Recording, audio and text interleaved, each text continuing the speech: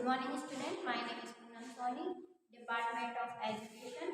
आज हम DElEd first semester के शिक्षण अधिगम के सिद्धांत विषय के फर्स्ट यूनिट के टॉपिक कम्युनिकेशन के बारे में पढ़ेंगे। कम्युनिकेशन का अर्थ, आवश्यकता एवं इसके महत्व के बारे में आज हम पढ़ेंगे। कम्युनिकेशन क्या होता है? दो या दो से अधिक व्यक्तियों के बीच सूचनाओं का आदान प्रदान करना ही कम्युनिकेशन कहलाता है। कम्युनिकेशन को हिंदी में संप्रेषण कहते हैं और संप्रेषण भी दो शब्दों से मिलकर बना है, सम प्लस प्रेषण। सम का अर्थ होता है समान रूप से और प्रेषण का अर्थ होता है भेजा गया। इस प्रकार कम्युनिकेशन समान रूप से भेजा गया एक मैसेज होता है जो कि लोगों के बीच में कॉमन रखते हैं। ठीक है, कम्युनिकेशन संप्रेषण को इंग्लिश में कम्युनिकेशन कहते हैं। कम्युनिकेशन जो वर्ड है वो लैटिन भाषा के कम्युनिस्ट से लिया गया है, जिसका अर्थ होता है सामान्य बनाना या टू मेक कॉमन। किसी भी बात को दो या दो से अधिक व्यक्तियों के बीच में कॉमन करना ही कम्युनिकेशन कहलाता है। कम्युनिकेशन हमेशा द्विध्रुवीय प्रक्रिया होती है, टू वे प्रोसेस होती है। इसमें एक भेजने वाला होता है, एक रिसीव करने वाला होता है जो सूचना को ग्रहण करता है, और इन दोनों के बीच में एक फीडबैक की प्रोसेस भी होती है जिससे प्रतिक्रिया के रूप में हमें फीडबैक प्राप्त होता है। अच्छे कम्युनिकेशन के लिए फीडबैक बहुत जरूरी होता है। ठीक है, अब हम इसके आगे कम्युनिकेशन के प्रकार के बारे में पढ़ेंगे।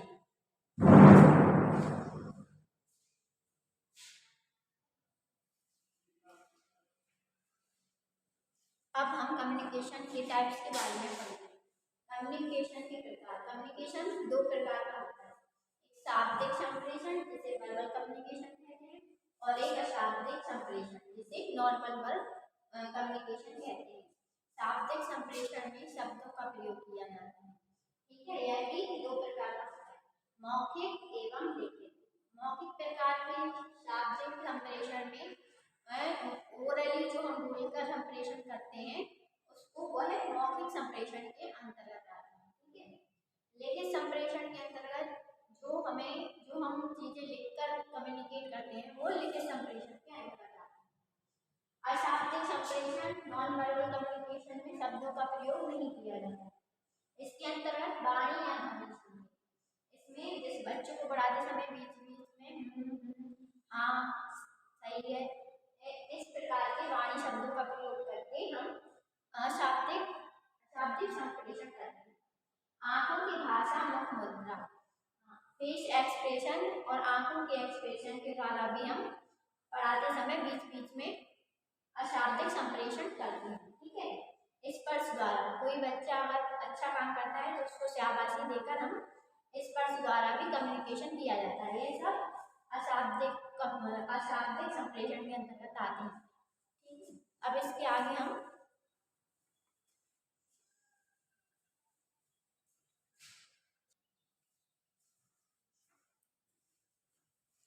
संप्रेषण के उद्देश्यों के बारे में पढ़ेंगे। संप्रेषण के क्या उद्देश्य होते हैं? बालकों में स्वाभाविक रूप से अपनी बात को रखने का विकसित करना एक कम्युनिकेशन का गुण होता है। कक्षा में बालकों को बोलने के लिए प्रेरित करना और उनको स्वाभाविक रूप से अपनी बातों को रखने के लिए प्रेरित करना ये कम्युनिकेशन का उद्देश्य होता है। छात्रों में संकोच, झिझक एवं भय को दूर करना। कम्युनिकेशन के द्वारा छात्रों के अंदर की झिझक को दूर किया जाता है। तीसरा है शिक्षण अधिगम प्रक्रिया को प्रभावपूर्ण बनाना। कम्युनिकेशन प्रोसेस के द्वारा टीचर स्टूडेंट के बीच में जो बात चल रही होती है उसके द्वारा शिक्षण की प्रक्रिया को प्रभावपूर्ण बनाना एक कम्युनिकेशन का उद्देश्य होता है।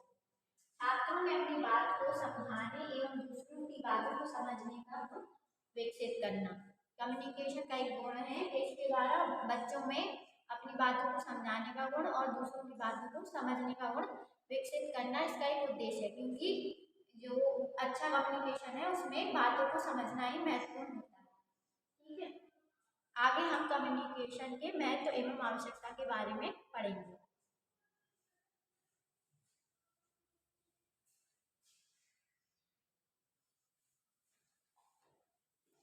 अब हम संप्रेषण की आवश्यकता एवं महत्व के बारे में पढ़ेंगे।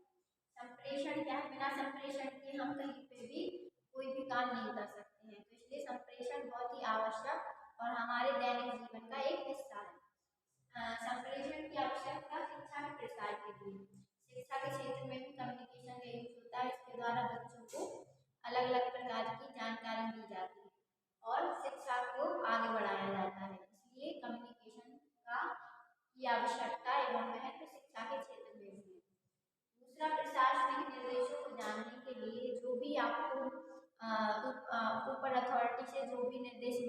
वो छात्रों को किसके कम्युनिकेशन के द्वारा ही बताए जाते हैं, इसलिए कम्युनिकेशन का यूज और महत्व इसमें भी है, प्रशासनिक निर्देशों को जानने के लिए। ठीक है, तीसरा है सामाजिक राजनीतिक एवं आर्थिक समायोजन के लिए।